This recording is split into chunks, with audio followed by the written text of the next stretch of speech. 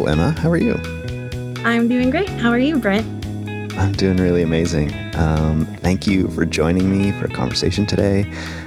For those who don't know you, Emma, you are a part of System 76 as a customer happiness manager, which I love that title. And can you tell us a little bit more about what that's about? Well, as a customer happiness manager, I manage our technical support and customer service team, but I also help plan community events and celebrations internally. So pretty much just trying to make all the employees happy at the same time as making our customers happy. That's amazing. And I feel like you're the perfect person for that too. In terms of internal happiness, I heard maybe that today might be a birthday for you on the day that we're recording. Yes, it is System 76's birthday, and nobody knows what I had planned, so I feel like really sneaky today. Yesterday, I had prepared this little, it's called 14 Years of Memories, and it's a box of framed photos. So we don't have any photos of ourselves up here. So I want them to go on the wall at System 76, but I put them in a box like as a riddle and in like consecutive order. So it's like a history of memories at System 76. Oh, that's awesome. Yeah, it turned out really cute. So I'm really excited for Carl to open that. I'm going to have him open it after this, and we're going to do a cake, which I have little cake toppers that also show who System 76 is. And that's amazing. Yeah, it's crazy to know it's been 14 years, but wow. Yeah. That's a huge milestone, really. And a lot has happened for System 76 in the last 14 years, too. That's really amazing. Yeah, it is. It is really crazy. It's awesome. I love our whole little community. Our company culture is so awesome that we're all such a family and we have so much fun inside and outside of work. You know, that's exactly the feeling I got as well, especially when I first met you, but also I met some of the others from System 76, and that's the feeling I got over and over. It was like that everyone is so happy to be a part of that family, and that there's an investment there, right? If you're a part of it, then you really care, which is huge. Yeah, happiness is definitely important at System 76. And for me, I just love happiness. I just think it is like orange is the new black, happy is the new sad, for sure. It's not something people think about spreading, but if you think about like sadness and the trolls online, they spread all of that negativity all day long. And it's very toxic. But when you spread happiness, it is super contagious and it just spreads like wildfire and can make so many people's days just by focusing on making other people happy. Oh, I love that. How did you first decide to take happiness and kind of send it out to other people like that? Like, was there a moment that kind of made that just seem like a dedication for you? I don't think there was really a moment. I think everyone is looking for happiness. And I think like 10 years ago, I started writing this story called The Happiness Corp. And I never finished it, but I've started to blog about it some more. And I'm just thinking about it, how 10 years ago, I was trying to make this role of a happiness manager inside a company. And it's really cool that I've done that. But it seemed so far away 10 years ago that it just seemed far-fetched and fake. But I just realized that it could be a real thing and that it actually can benefit a business and your personality and your life, really. Wow, that's huge. Especially when you can bring positive energy in all aspects of your life, right? From work to home to your moments doing your own work, like that story that you're writing. If you can bring that into all those aspects and also share it, that feels super powerful. And I would say that you're succeeding for sure. Anyone I know who's met you has only really amazing things to say about you. You and I met first at Linux Fest Northwest. That's 2 years ago. And anytime we're in the same room together, we seem to be howling with laughter about a whole bunch of things. So that has felt like a real treat, and just makes it easy to be around you and makes everybody feel really great. So you're totally doing it. Well, thanks. Working at System 76 is a huge part of my life, but I am really into pinball, which is, it's kind of a hobby that I just did kind of for fun for a little while, like once a month. But now I've gotten into the habit of going every Tuesday. You're like a professional. I know, right? But I'm actually not that good. Well, it doesn't matter. That's the thing. I'm only good at some of the machines. I thought I was good until I saw this one guy a couple weeks ago going to town. He had like dance moves, like his feet were positioned. I mean, his angle of his back, how hard he hit the buttons. I was like, I have nothing on this guy. He is clearly a pro. Oh, wow. I recorded him because I was tweeting about it at the time, because I was like, man, it is really weird to record this person and share it. But you guys really have to see this guy's moves in action. Like, dude got like 100 and something thousand on the Wizard of Oz pinball machine, which is a super low scoring, it's annoyingly low scoring. It doesn't follow any sort of pinball logic for points. So anyway, I can never get past like 10,000 on that one. Dude's at 125,000, like jumping all over the machine. He actually broke a sweat. And I was like, I'd never seen a quarter last that long. I just couldn't believe it. It's a really good investment of a quarter, obviously. I know, right? I'm in like $10 later. I'm like, man, I'm only at 10,000. But that's awesome. Yeah. So I ended up going through my phone, just trying to clear stuff out. And I saw that video from 2 weeks ago and I just laughed out loud because I never shared it with anybody, but I talked about it and I know it's there and I can watch it for research purposes. Right. That's training, perhaps. Yeah. But I am very good at the South Park one, which is right next to the Wizard of Oz at the particular place I go. Okay.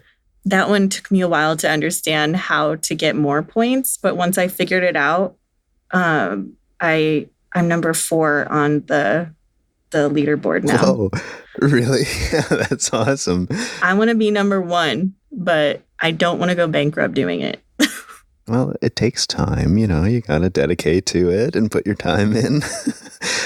Tell me what it is about pinball that really attracts you. Like what is grabbing you about it? I think it's just a unique game. It has a lot of moving parts and pieces that you have to really think about. It's just an interesting product. It's got the machines, the sensors, the lights. I like to see how creative people can make it and how many different scoring methods that they can come up with.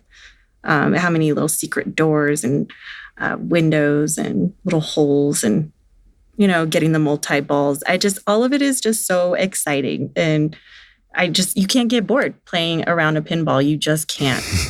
So I think it's just an important little game that people can play that you don't need very much skill for, but you can still enjoy.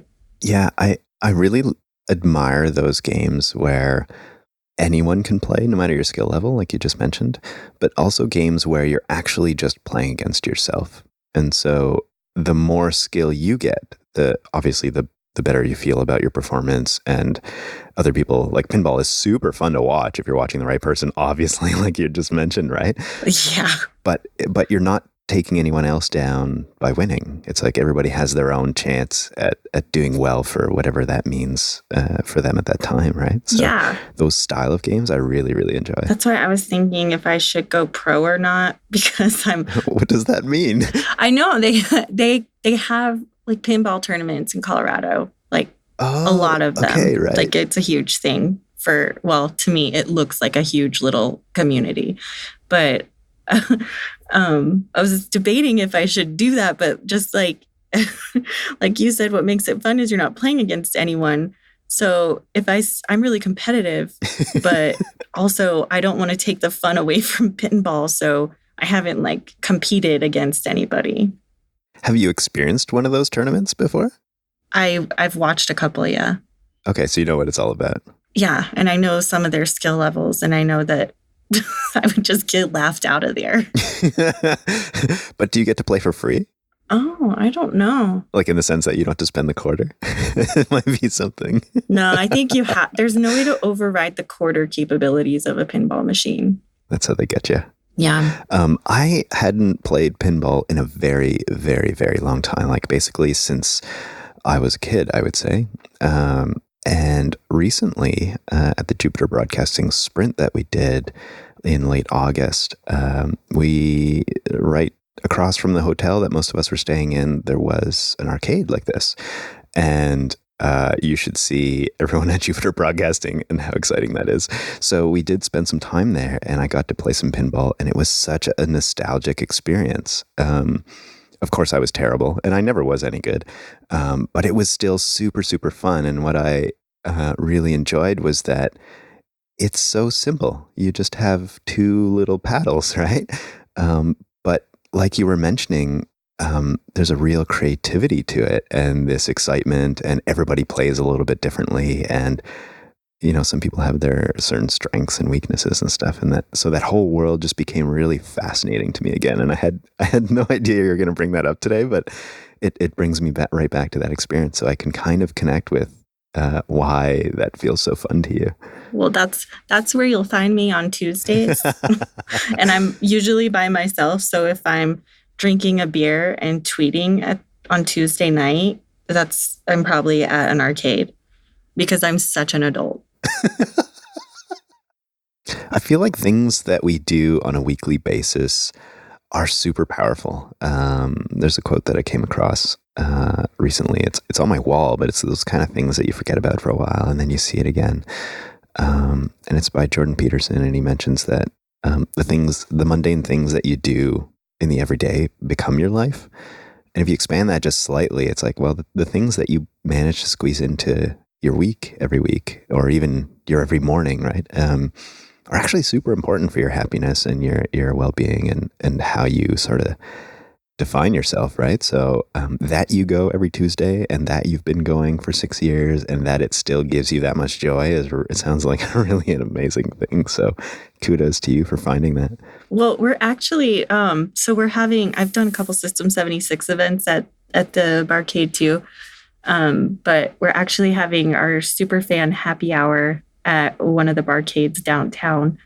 So I'm pretty excited to show off my pinball skills, lack thereof, to the Superfan group. That's awesome. I can imagine a lot of those people are going to be right into that. Yeah, it's like a week away, dude. I'm so excited. Have you been practicing to try to like shape up your skills, I guess? Well, I can't because it's at the barcade downtown, and I don't want to drive downtown every Tuesday. It's not your usual hang. And their knobs are like, they don't really clean their buttons as much. So like some of the pinball machines don't behave as well as the others.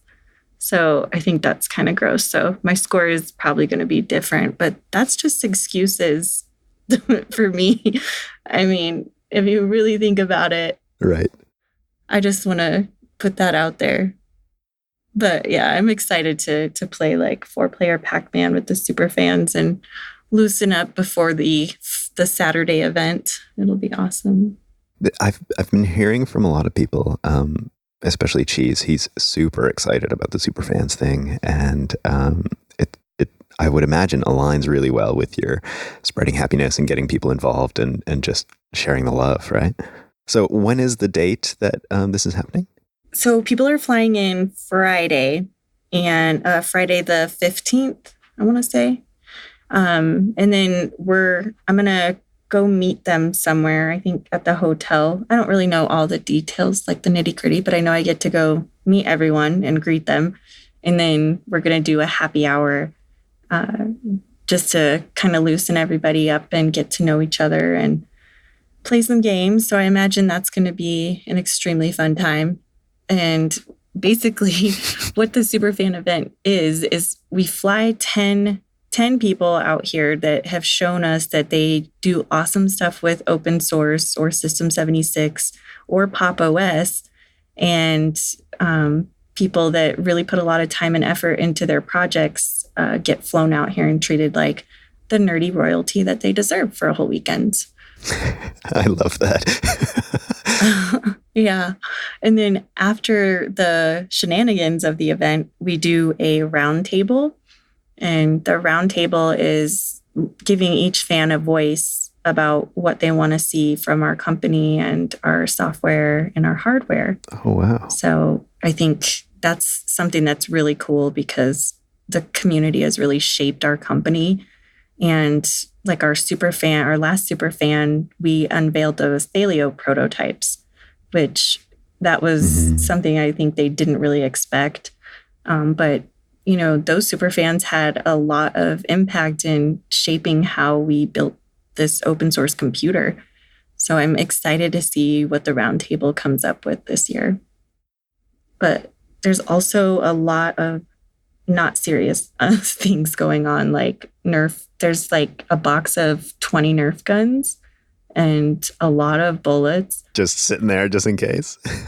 I mean, I don't really have the whole idea of the event, the Saturday event. I just know I'm going to be there and I'm going to do whatever they want me to do. Because marketing is the one that plans everything. Okay. But I do know that there's a lot of Nerf guns and there's some like wiggle trikes and drones and asteroids. I don't know what a wiggle trike is. Man, I'll send you a picture of it. It's this trike that you just turn the handlebars left and right, and it has this obnoxious squeaking sound. It's like, and like it goes really slow, but man, is it funny.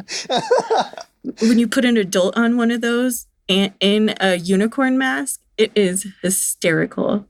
So it sounds like the blog post celebrating all the events that happened at the Superfans meetup will be quite hilarious. I feel like. Yeah, we're gonna have some good photo ops, and I guess they're like transforming the factory. It's gonna be like all black and dark, like space and stuff, and they have to go on secret missions. And there's gonna be a cool unveiling with. We have a fog machine to do the last part of it. It's going to look so cool, like space. That sounds unbelievable. It is so nerdy and amazing, and I can't wait. Well, that's one thing I love is like that we get to celebrate our sort of nerdiness and not shy away from it and celebrate it with a bunch of other people who are also loving it just as much, right? And it seems like you guys are you definitely know how to have fun with it. So I can't wait to hear all of the things that happen. That sounds really unbelievable. So Emma, I wanted to ask you about something that might be a little bit sensitive. I wanted to ask you about your summer and how your experience this summer went.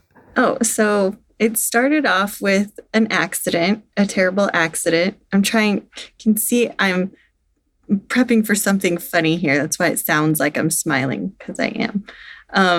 But it was a terrible accident. I broke my ankle and my leg on May 23rd. You were telling me about this when it first happened, and you sounded so like discouraged. And I was trying to convince you, like, no, it'll be okay. It was really, really sad because I was like, wow, I like to run all over the place and I like to go hiking. There's so many things I do with my ankle and my leg that I need. It's like an important body part. For most of us, right? Yeah. So it was so gross. Like it was facing the other way and I was just... Oh no, really? Yeah. And I was screaming and it was a crazy day. But what happened afterwards? So I consider the start of summer like the end of May. So you book a bunch of holidays and stuff like that, I'm sure, right? Yeah. I had 3 vacations booked. One for the 25th, which was a day after or 2 days after. Oh, man. So couldn't cancel it. There was nothing I could do. So I was like, okay, I guess I'll go. And Oh, yeah, right. and I had my leg it was just together with like a splint and ace wrap because they reset the bone so it wasn't facing the other way, but they couldn't do any surgery. So it was like really swollen and disgusting and large, and I was on crutches, and crutches are the worst. The worst. Oh, man. And so what was this trip, though? It was to Steamboat Springs. So in Colorado, a lot of people do staycations. So you go to just a little mountain town, a little tourist mountain town, and pretend to be a tourist, basically. Right. Well, Colorado's so beautiful. Yeah, and it's all so different. So each little mountain town has its own little personality. So this one was Hot Springs. Couldn't get my leg wet, though, because I had all the stuff on it, and it's like, I can't just let it dangle, so I had to keep the stuff on it. It's not like I could take it off for a minute. So I pretty much spent the entire time watching Law and Order reruns on USA in my hotel room with my leg up, calling my sister, asking for McDonald's and stuff. Oh, that's so sad. So that was really boring. Anything I tried, it just didn't work. Like, I realized that handicap accessible places just don't exist, really. Like, oh, wow. Like, I think that it really has to be consciously thought about when you're making a business. And if you don't know someone that's handicapped, that it's not something that's thought of. I think they follow like the laws that they need to follow, but like the bare necessity or whatever, right? Yeah, but it's not easy. Like, it is not easy being handicapped. And I feel really bad for people that are. So it must have changed your perspective completely on just traveling through the world, right? Oh, yeah, totally. And I was also supposed to go to SELF, which was a Linux conference. And I had like this whole thing planned where I was going to hand deliver a laptop to Zeb, his first time in the USA. Wanted to let him like have a proper Linux laptop and review it for the weekend, and had to cancel that trip, which was super sad. But after I did that little vacation, I went and had surgery at the beginning of June, and I thought I was getting better for a little while. And then I got an infection on the surgical site. Oh, no. It was not fun. So I had to go have 2 more surgeries and stay in the hospital.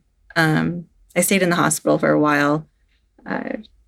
It wasn't fun. I really didn't like the hospital. I didn't like the way the nurses treated me. And I felt helpless, basically. But I found the happy. If anyone's going to find it, it might be you, right? Yeah. So they have these little ice cream cups that are Ben and Jerry's.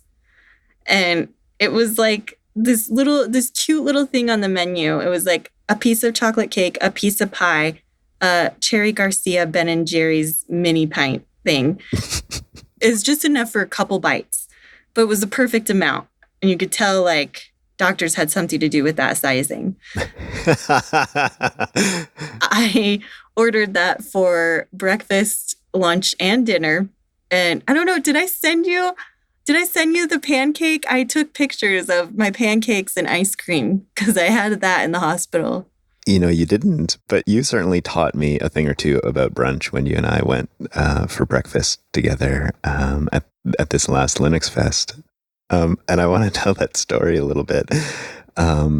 So we got to go for breakfast in a small little town that Chris from Jupiter Broadcasting, he grew up in. And he said, oh yeah, when I was in high school, I used to go to this cafe all the time. So you and I got the experience of going to this cafe, which was like, maybe cafe is the wrong word. It's more of like a really classic diner, which was fun in itself for sure. And you walked in, it felt like a little tiny bit of a time warp. But so you and I sit down, and I have a few allergies, so I had to kind of browse the menu quite carefully, but you seem to know exactly what you wanted. And when they came with your food, I started laughing out loud because, well, what did you have for breakfast, Emma? A stack of pancakes with some ice cream on the side, which inevitably ends up on top with whipped cream and whatever other goodies I could put on there. And that day I learned that you know how to do brunch. So that was pretty amazing. So it sounds like in some ways you found that experience in the hospital too. And that must have just brightened up your every day. Yeah. That was how I got through it. And people visiting me, like my best girlfriend came and she gave me a manicure and brushed my hair and brought me a scrunchie and like just little girly things like that. Like my sister came and Carl, our owner at System 76, he came and visited with me for a couple hours. So that helps. So another thing that I wanted to say to people, if you do know someone that was in an accident or was hurt and is in the hospital and is going through surgeries, visitors definitely make all the difference. I know it's no fun being in a hospital, regardless if you're the visitor or the patient, but understand that the person in the bed has it way worse than you. So you can at least give them an hour of your time. Because it definitely does help the attitude improve for sure. You know, recovery is such an emotional, there's such an emotional piece to it as well, right? And it feels like if you can brighten someone's day like that just by doing a visit, it totally changes everything for sure. Yeah, I was starting to feel really helpless and I felt like I was never going to get better. And it was just really defeating to not be able to take a step like a normal human, you know? It's like all those things we take for granted, right? Yeah. And I had so many plans for the summer that like nothing panned out because I was literally in the bed the entire summer. But I had my laptop, so that was nice. But my big thing this summer was that I wanted to take my dog out and learn paddleboarding with him on the paddleboard because I have a lake right by my house and it's just so beautiful. And it's like a thing where people take their dogs on their paddleboard. And I just, there's this one chick one time and she just seemed so confident and cool and relaxed and had her little pup there with his bandana. And I was like, I am doing that next year. So I really want to bring my dog to the lake and that still hasn't happened. So it's still a goal for sure. Yeah, I kept checking in on you every once in a while and you're like, nope, still in the hospital. Still can't walk around. Yeah. And I definitely fell for you for sure. But it sounds like now you're definitely more mobile and able to do some walks with your dog again and feeling a little bit better, it seems, right? So that's great. Yeah, he actually went to go stay with somebody else because it was too overwhelming to take care of him. So he has a new family now. I go see him on the weekends. Oh, that must be hard. Yeah, but my sister got a foster dog. Let me tell you about her. Her name is Trixie. Oh gosh, I can just imagine already. My sister and I, we own our house together because we've done everything together our whole lives. So she got a foster dog, an Anatolian Shepherd. This dog is very huge. She's 100 pounds. She's very loud. You know, her bark is definitely, conducive of her size. She doesn't like noises. So anytime you hear sirens, we back up to a very major street. Anytime you hear sirens, she just panics and she's barking all over, running back and forth in the house, like waggling her tail while she's barking. Like she just wants to tell us what's going on. But she does that with the blender too. Oh man. Every morning I make my smoothie lately. She comes in there and just yells at me while I'm in the kitchen. And I'm like, dude, I know, I'm sorry. It's only going to be another minute. And like with this Cuisinart one, it takes even longer. So she's like barking even louder for longer. And so it's like, I can't let her out because it's super early and she's going to go out there and bark at whatever runs across the yard. So I just have to stand there and take it. You need like doggy headphones or something. Yeah, I just have to stand there and take it and let her yell at me. And I need to find a quieter blender if she's going to be acting up like that. She doesn't like the vacuum either. Anything that makes noise, it sounds like. Yeah. Like, okay, another thing. I love this show, Live Rescue, on, I think it's A&E or something. Live Rescue and Live PD. Can't even watch it anymore because of the sirens. Oh, it's like a cop show or something. Yeah, it's like cops, but without shaky cameras and like all attractive people. It's all exciting stuff. There's no wasted scenes.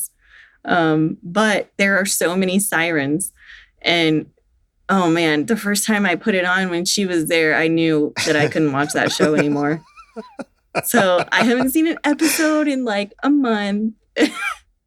Yeah, she's a treat. So she was a foster. I say that she was a foster because she's definitely not going anywhere. I can't imagine my life without her. I just love her. And I knew that fostering dogs would be a bad idea because I think I'll end up with like 10 dogs before next year.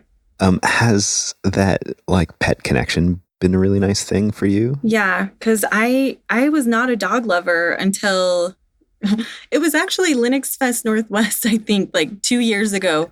Really? Yeah, I had gotten into some conversations and it was a circle where all of us were talking about our pets. And I was talking about my cat. I have another story about my cat. I gotta tell you that. Okay, great. I don't have a cat anymore. The story about that. Oh. So we're all just standing there. Everyone's showing how happy they are talking about their pets. And like the dog people were just so much happier. And I was just so confused. Oh, that's interesting. Yeah. I could tell though, like they were visibly happier. And their pictures were just adorable. And dogs do really funny stuff. So I really considered it. I don't know if you remember, Levi too was running around the parking lot 2 years ago and he caught one of the drones, right? I don't know if you remember that. That was really hilarious. Yeah, he's funny. But I just, I realized that I kind of like dogs and I just wanted to test it out to see if I was like super allergic because I know I used to be allergic to my best friend's dog. Okay. But he was super furry and fluffy. So I felt like if I were around dogs that weren't like that, then maybe I could keep one. So I ended up getting one and I didn't think I could be happier, but I got happier after I got a dog and it was bizarre. That's huge. It is a crazy feeling. I mean, every time I left the house, I couldn't wait to get back. When I wanted to see him, I named him Spaz Dude because he's kind of spazzy. And I kept finding myself and be like, why are you such a spaz, dude? Or like, he like comes sit on me, like on my lap. And he's like 60 pounds. He's like, I'm like, dude, spaz, stop it. And so it was just a lot of dude and spaz. So that's what he turned out like. But now he's with a friend on a farm, which is happy. That's a pretty great life too, right? Yeah, it is for a dog. I want to dive in a little bit more into that, like you're growing your happiness quotient, because it sounds like that's an amazing thing. And what is it about a dog that really did that for you?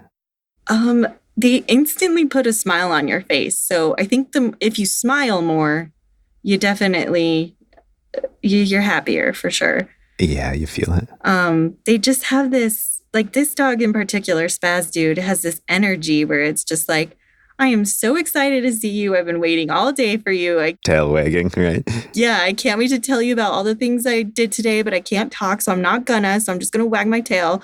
And it's just like they look at you like they love you, and it's just so cute. It's like cuteness all the time. Every single thing they do is cute. And you can't do that with cats for some reason. Well, I want to disagree with you. Does everything your cat does, is that cute? Well, I have 2 cats, actually, so it's double cuteness. Oh, okay. We didn't have pets when I was growing up, so it was something I had to learn to love, I guess. And so I had a bunch of wild crazy, amazing experiences with some previous partners of mine. Like I've fostered squirrels and guinea pigs and rats and all sorts of things, which I don't think I would have done on my own, but someone helped me kind of, pushed me a little bit to have those experiences. Fast forward, now I have two wonderful cats, Cosmo and Emmett, and they entertain me every single day, like all the time, constantly. What do they do? What don't they do? I would say in many ways, some people have described my cats actually like not quite other cats, that they're quite different, which I don't know. I've only ever had two cats. Some also refer to them as gangsters, but that's a different story. But they are always like, they're extremely affectionate towards me. I work from home, right? So I'm often home. And so I'll be working on my laptop and they'll just be with me in a way that, like you said, just increases my well-being of myself and my happiness and just makes me feel not quite alone. Even though I work alone, it's had a major impact on my overall happiness, I would say, even just having someone at home constantly. So you come home and there's this energy that they provide that's like nothing else, right? And with dogs, because I've experienced friends' dogs and partners' dogs and things like that, dogs bring that to a whole other level where they're just like, oh my God, you're home. Oh my God, let's go for a walk. Like they it's like nothing else. So there's some people who haven't yet had that pet experience, but that really close bond that you build when you actually live with one. And I find that they don't quite get it. But it's something I hope that everybody can experience. Yeah, I think if you don't have allergies and you have the energy, if you're trying to increase your happiness, getting a pet is step number one. Mm-hmm. I know that's a very big step, but there's this way that like they force you to have routine, which I think is really good for all of us. And they also, as you know, force you to get outside, right? Even when it's snowing or even when it's pouring or whatever, you gotta kind of do something for them, which in turn increases the benefits for you, right? It's like this wonderful symbiotic relationship. Yeah, everything about having a dog is amazing. So I would imagine you don't ever see yourself not having a dog in your life then. I probably won't be dogless for a while, especially I own my house with my sister, so I can't really like just get up and leave. And there's always going to be a pet there no matter what. Yeah, it's amazing. And it sounds like you can both share it too. Oh, but you want to know why there's no cats anymore? Oh, please tell me. I had this little cat, Snickers, and she's just so adorable. She's just such an adventurous little cat, and thought she could be fine hanging out in the neighborhood, just outdoors all day. So her and my sister's husband's cat were outside, and over the period of 2 days, both of them got snatched by hawks. What? Yeah. And I was looking there's this app called Nextdoor. It's like Facebook, but for neighborhoods and less drama. But it's just neighbors talking about things that have happened. But this woman on Nextdoor, when I went to go post that my cat was missing, the first post on there was, my little white dog just got dropped by a hawk. Oh my goodness. She like went out there screaming after it, and it dropped the dog. But after I saw that, I was like, I don't even know if I should put up missing posters. Like, should I even post that the cats are missing, because they're clearly dead and they were food, and that is sad. Oh man. I decided not to get another cat because I don't like litter boxes anymore, for one. I never liked them to begin with. I just think it's gross. And like, I can't stay on top of it, So I decided not to get another one. And that is also another reason the dog came in. But yeah, that was pretty sad, losing both cats. But I wasn't like shaken about it. I'm like more devastated that my dog is at the farm, even though he's alive. More devastated that he's there, which is sad. But I don't know. Dogs and cats are different. So it sounds like you were a cat person and you're switching a little bit. Yeah, totally. I always try to say, no, you can be both, but you might be proving me wrong here. Yeah, they are definitely different feelings. Crazy. For me, it's really It's really the emotional connection that makes all the difference. My cats have also saved my life once, which is a story in itself. Tell me about it. Um, okay, here we go. So I first got my cats when I was living in a tiny little, sort of a tiny cabin, basically on the side of Lake Ontario. I was living in a winery, and they had this little cabin, which is kind of an amazing thing. And so I got my cats there. And it's just this little tiny place, which is pretty rustic, but has all the everything you need, like a wood stove and stuff like that. So, so I had my boys for maybe a month up to that point, and it was November at this time, and it gets pretty cold. So this thing wasn't insulated. You could see right through the cracks in the floor, and they loved that because they would always like get whatever. I don't know. It was always a game, right? They'd get bugs and stuff. But this was like wood stove season, and that was one of the main heating sources in this place. So, so I had just helped them reconstruct this wood stove. So it was kind of new piping and stuff like that. So I had many fires in it previously, but this one particular night it was super cold, and I was thinking, okay, I'm gonna really put a lot of wood in this thing and get it going so that it lasts sort of all night. And what ended up happening was put a bunch of wood in, like I had done the last like 10 nights. No big deal. This time I had put a little bit extra, which seemed fine. And went to bed with my partner, and it was like any other day. And then sort of got woken up in what felt like the middle of the night by both of my cats running like crazy, circling all around us on our bed, like, wake up, wake up, wake up. And so I opened my eyes, and I'm thinking, my first thought is like, oh, geez, what is happening? Like, this is such an uncomfortable feeling. Open my eyes, and I can't see a thing because the entire cabin is filled with smoke. Then clearly it's like panic, right? So we grabbed the cats and we got out of there. Luckily, there was a neighbor we can hang out at, and made sure everything was safe. Nothing was on fire, which is great. So that was the first number one thing. But it turned out, so I went back the next day to kind of experiment a little bit and see what the heck went wrong, basically. And so it turned out that the new stovepipes, I don't know, for whatever reason, had... because I had the temperature really hot in there, the stovepipes, the paint on the outside of them was like, I don't know, curing or something. But the paint on the outside of the stovepipe was smoking. And so it wasn't that smoke was getting in the room from the fire. It's that it was getting so hot that paint was kind of, I don't know, doing something maybe that it wasn't supposed to. And the crazy thing about that is that, so I made this huge fire the next day to figure this out, and the smoke alarms went off. And I was like, what the heck? Like, how come the smoke alarms didn't go off the night before when we needed them to? Yeah, that's crazy. Yeah, it was a crazy situation. And it just made me like unbelievably grateful for both of my cats. Well, you could say potentially saving my life, right? And so ended up fixing that problem, and it was totally fine after that. But kind of a crazy situation. That is crazy. My house burnt down when I was 16. What? No, I was 14, actually.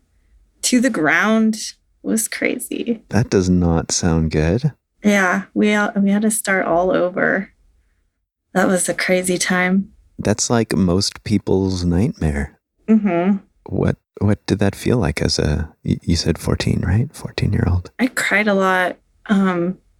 But you realize that when stuff is all you lose, it's not that big of a deal, because one, insurance, and two, like, some of the photos were salvageable. So I think that's the only things that really matter were the people in the photos. So got all that out. So that was good. The people and the memories, right? That's, yeah, that's such an important perspective, right? It's like all of these things around us they don't make us, and they don't really define us in any way, right? It's really the people you're with and those experiences that you create with those people. That's the stuff that really matters. Yeah. Wow. What an experience for you. That's crazy. Emma, I wanted to ask you, where you would like to send people if they want to get connected with you. Probably Twitter at social happiness is my handle. That's where I like to spend my time. Actually wake up to Twitter every single day and watch like a series of cat videos. Um, Check up on some of my favorite chick developers who say really funny stuff and see what podcasts are out that day. So tell me about some of those developers. Like, obviously, you wear a lot of pink, which I think you do, A, because you like it, but also I think because it attracts a lot of attention in a positive way, like in that this is who I am and I'm going to celebrate it. I feel like you're really, really good at that. But what I've also noticed is that like you're a huge proponent of inclusivity for a bunch of people, women, especially in tech. And it feels like, okay, if you integrate that into your every morning in your Twitter feed, that must be a really powerful thing. So can you tell me a little bit about that? Exactly. So I like fill my mornings with happiness and power. So definitely start with the kitties and stuff. And then like women developers, okay, I'm a fangirl. Okay. They don't know me. I've never had like one-on-one conversations with these chicks. So this is probably weird, but they'll say something like how they accomplished something that someone told them that they couldn't, or some man said something dumb and this is how they got through it. I love hearing those stories because women are so scared to talk about that stuff, but the ones that aren't, you can tell are like the successful, powerful, happy ones. And they're not doing it to complain, they're doing it to bring awareness. So I really like filling my day with that. And I see them as powerful women, and that gives me power. And then I get in my car and play Taylor Swift, and I feel even more powerful. It's like my day is just starting off with so much happy, so much powerful energy that it just helps me ride out the day with the same kind of energy. It sounds like a beautiful routine for you. Yeah.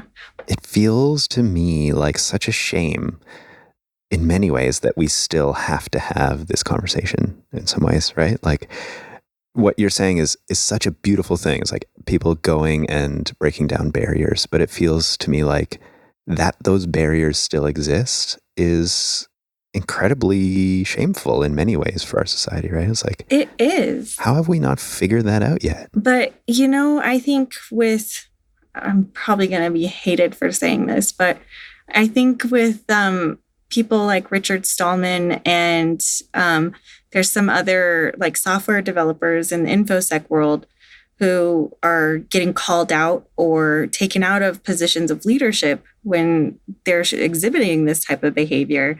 And I think that is one thing contributing to why women are speaking up more. I know I'm more comfortable ranting about what some dude said to me last week because it's unacceptable for most people. I think it's a very small percentage left that like goes by the ideals of those people that were in leadership that shared that stuff with the masses that shouldn't have. They created this subconscious bias in men that women aren't as good as them. Which is bullshit, right? Yeah, it sucks. And you can see that with, pay gaps, the way men talk to women. One of the most common things that men say to show you that they have this subconscious bias is, can you ask one of your engineers and then the rest of the question? Oh, really? Yeah. So women hate this, absolutely hate it. Because one, you're assuming the skill level right out the door. Like there's no reason to preface a question like that. Just ask the damn question, because putting the question like that is only going to make me type really hard, slap the desk, rant for a little bit to my coworkers, and then respond. So you're getting a delayed response, you're getting a half-assed response, and you're going to get told. Now I feel like I can tell you. So the other day, this happened, this was in Telegram. So I saw a couple posts of this week on Twitter, but it happened to me personally in Telegram earlier this week when someone said, can you ask one of your engineers? And then he asked a question about core boot. And I knew the answer, but I got so mad I didn't want to answer.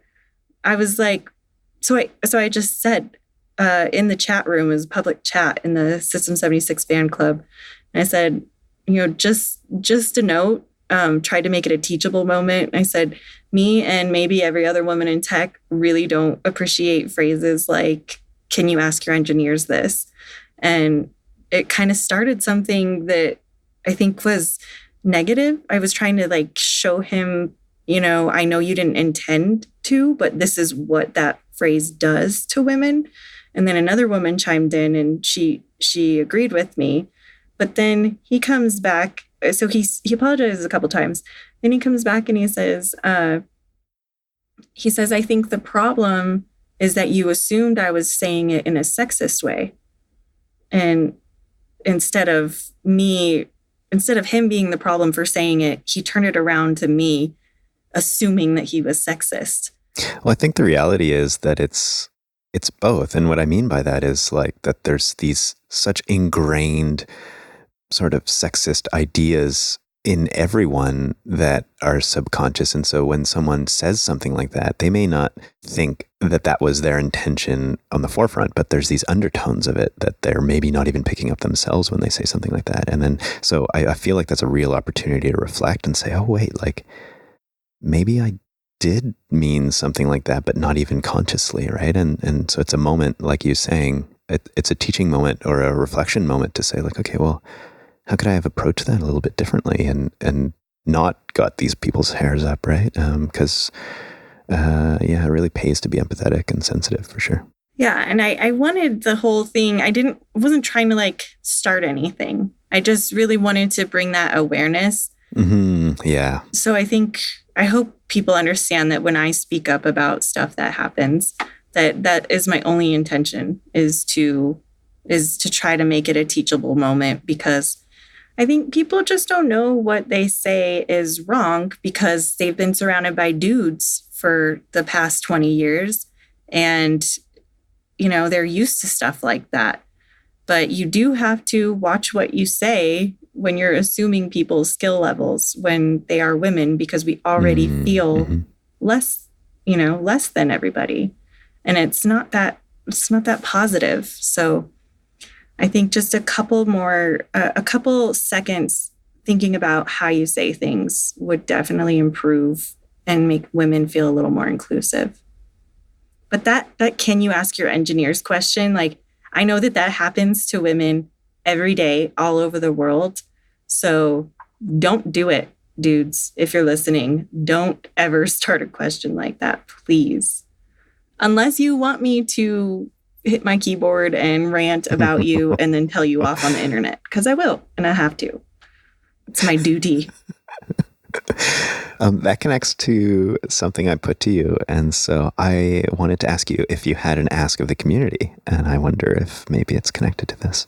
Yeah, totally. I really think that we have an opportunity now to put leadership into a position where they trickle down positivity and inclusiveness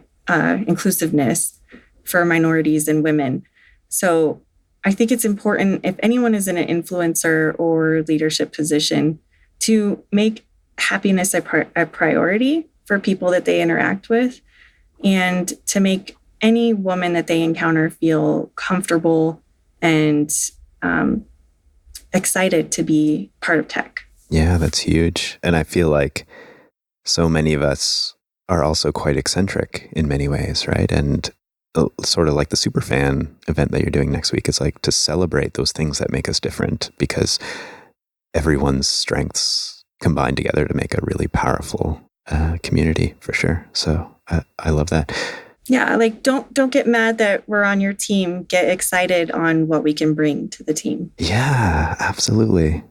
And Emma, if you had to define happiness, then in that context, how would you put that? Oh, that's a tough one. It's really hard to define happiness because I feel like I'm on a lifelong mission to find it, and I keep thinking that I found it, but then I find something else that makes me even happier. So I think anything that really encourages a positive reaction or smiles from whoever you're interacting with, I think is a good start. Just making people feel included, wanted, excited, and confident about their work so that they'll keep doing what they want to do. That's amazing. I love that definition. That's pretty good for a happiness expert to share that. So, Emma, thank you so much for chatting with me and for taking the time to sit with me and laugh about all this stuff and share a lot of your thoughts and your pinball experiences. I'm really looking forward to hearing about how the Superfans event goes. That sounds pretty amazing. Yes, I want to come on and tell you stories about it because there's always tons of stories afterwards. Great. That would be fantastic. Yeah, that would be super great. So once again, thank you so much. This has been such a treat for me, and I hope we get to chat again soon.